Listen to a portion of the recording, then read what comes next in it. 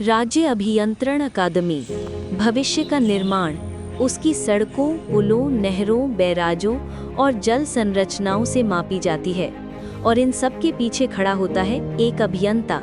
एक अभियंता जिसे न सिर्फ तकनीक का ज्ञान चाहिए बल्कि दृष्टि, अनुशासन और राष्ट्र निर्माण की भावना भी चाहिए।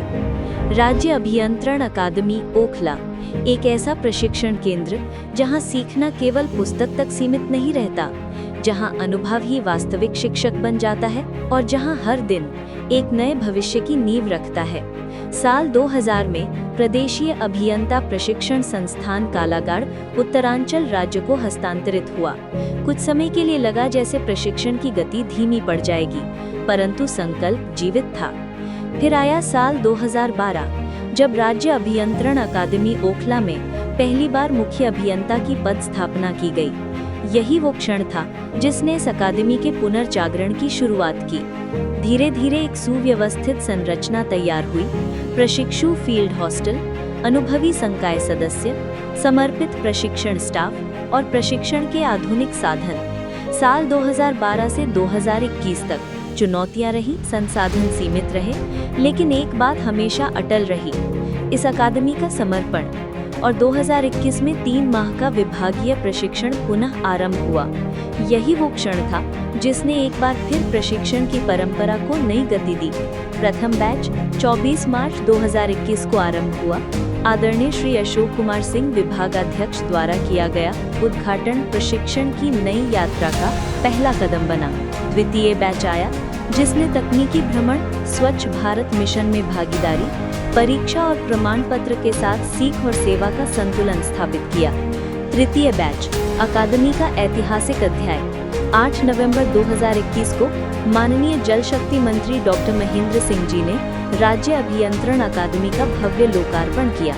इसके बाद आने वाले चतुर्थ, पंचम, षष्ठम, सप्तम और 18वां बैच अकादमी के निरंतर प्रगति और सशक्त प्रशिक्षण का प्रमाण बने।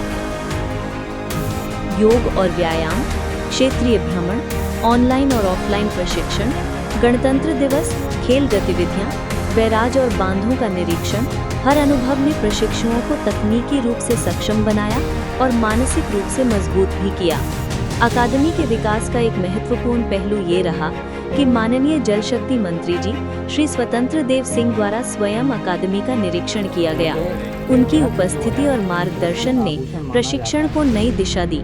उनके निर्देश पर प्रशिक्षणार्थियों को विशेष सत्र, उन्नत तकनीकी ज्ञान और व्यावहारिक अनुभव प्रदान किए गए।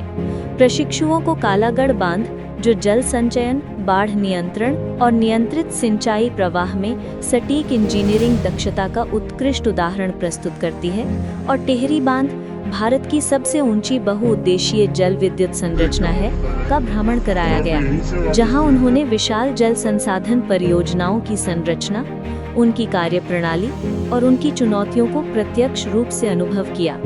तकनीकी भ्रमण, बैराज निरीक्षण, ओखला बैराज और भीमगोंडा बैराज आदि अन्य प्रमुख संरचनाओं का निरीक्षण कराया गया, जहां प्रशिक्षुओं ने इंजीनियरिंग के हर पहलू, जल प्रवाह, संरचनात्मक सुरक्षा, संचालन व्यवस्था, सबको करीब से समझा।